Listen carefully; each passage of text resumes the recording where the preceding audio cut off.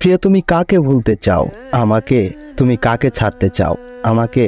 তুমি কাকে দূরে সরিয়ে দিতে চাও? আমাকে? একটা কথা সব সময় মনে রাখবে, যখন তোমাকে সবাই ছুঁড়ে ফেলে দিয়েছিল, এই আমি তোমার হাতটা চেপে ধরেছিলাম। যখন তোমাকে সবাই ঘৃণা করত, এই আমি তখন তোমাকে ভালোবেসেছিলাম। যখন তোমাকে সবাই দূরে ফেলে দিয়েছিল, আমি তোমার কাছে এসেছিলাম। যখন তোমাকে সবাই ঘৃণা করত, তখন আমি তোমায় ভালোবেসেছিলাম। আর এই আমাকেই তুমি ছেড়ে দেবে?